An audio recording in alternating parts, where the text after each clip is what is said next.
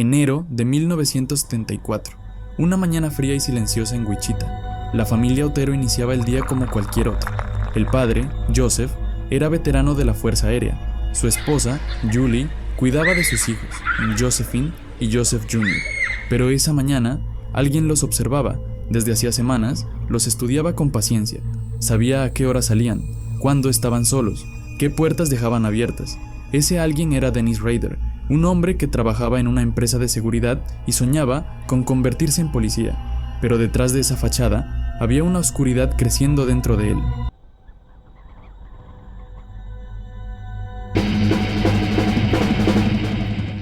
El 15 de enero, Rader irrumpió en la casa de los Otero. Llevaba una pistola, cuerdas y una mente meticulosamente preparada para matar. Los ató uno por uno. Les mintió, les dijo que solo quería robar, pero pronto quedó claro que no había escapatoria. Cuando la policía llegó, encontró una escena macabra. Toda la familia había sido asesinada. Los cuerpos estaban acomodados cuidadosamente, casi como si se tratara de una exhibición. Era su primer crimen, pero no sería el último. Durante meses, el asesino desapareció. La prensa hablaba del asesinato de los Otero, pero nadie sabía quién lo había hecho. Dennis Rader se sintió ignorado, invisible.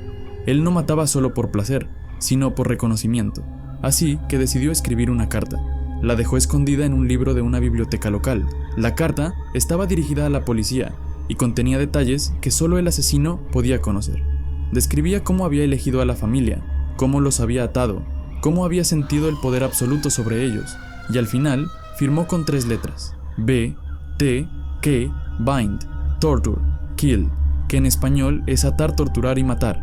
Desde ese día, Wichita conoció el terror. BTK no solo mataba, BTK jugaba, se comunicaba con la prensa, enviaba acertijos, exigía atención. Parecía disfrutar viendo cómo toda la ciudad temblaba de miedo mientras él seguía su vida normal. Porque Dennis Rader no era un fantasma, era un vecino más, un hombre con trabajo, con esposa, con hijos y una sonrisa amable. El tipo de persona que te saluda cada mañana y que al caer la noche se transforma en algo inimaginable. Rader tenía una obsesión enfermiza por el control, planeaba cada crimen con precisión militar, seguía a sus víctimas durante semanas, entraba en sus casas mientras ellas dormían, revisaba su ropa interior, robaba pequeños objetos personales, tomaba notas y luego desaparecía, sin dejar rastro. Llamaba a cada víctima un proyecto. Tenía carpetas donde registraba sus movimientos, sus rutinas, sus horarios. Cuando sentía que el momento había llegado, actuaba, entraba, ataba, torturaba y mataba. Después, limpiaba todo con cuidado, posicionaba los cuerpos en posturas específicas y tomaba fotografías. Eran sus trofeos personales. Guardaba los objetos de las víctimas en cajas secretas en su casa, como recordatorios de su poder. Durante años, siguió matando, siempre con el mismo patrón, siempre dejando su marca. BTK no buscaba solo matar, buscaba ser inmortal. A finales de los 70, Wichita vivía aterrorizada. Las mujeres dormían con cuchillos bajo la almohada, los hombres instalaban cerraduras dobles, las familias dejaban las luces encendidas toda la noche. La policía recibía cientos de llamadas cada semana, pero no había pistas. BTK parecía saberlo todo, parecía estar en todas partes, y lo más inquietante, no dejaba huellas, ni testigos, ni patrones claros. Era como si se desvaneciera en el aire. En una ocasión, incluso llamó a la policía desde una cabina telefónica, reportando uno de sus propios crímenes. Su voz era calmada, sin emociones, solo decía: encontrarán un cuerpo en la dirección que les daré. Colgó, y cuando llegaron, el cuerpo estaba exactamente donde había dicho. BTK no solo quería matar, quería dominar a la ciudad entera, quería que todos sintieran que él tenía el control absoluto. A mediados de los 80, BTK desapareció por completo. Ninguna carta, ningún asesinato, ningún mensaje. El caso se enfrió.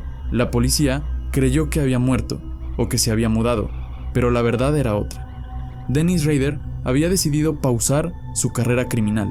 Se casó, tuvo hijos, trabajó en el ayuntamiento como inspector de cumplimiento de normas.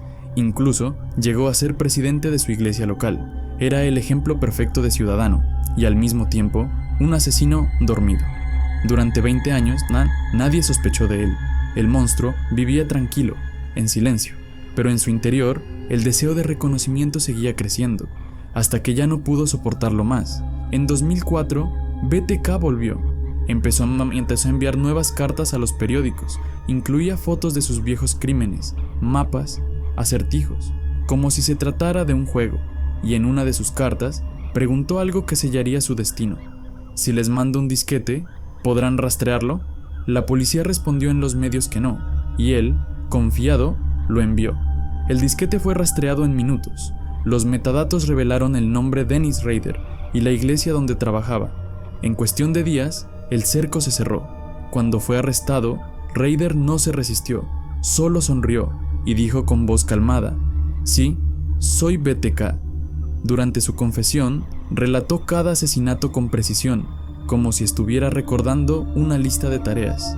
No mostró remordimiento, solo orgullo, porque al fin, el mundo sabía quién era. Hoy, Dennis Rader cumple 10 cadenas perpetuas consecutivas. Sigue escribiendo cartas, dibujando escenas de sus crímenes y firmando como BTK. Todavía busca atención, todavía quiere ser recordado, pero lo más perturbador de su historia no son los asesinatos, es la vida que llevaba mientras los cometía. Era un hombre común, con esposa, con hijos, con trabajo, con una rutina igual a la de cualquiera. Nadie sospechó nada, nadie vio el monstruo escondido tras su rostro tranquilo, y quizá esa sea la verdadera pesadilla, que el próximo monstruo, el próximo asesino, ya te haya sonreído hoy, en la calle. Muchas gracias por ver este video, gracias por ver Código Sombra. Si quieres seguir explorando los rincones más oscuros de la mente humana, suscríbete y acompáñanos en el próximo caso.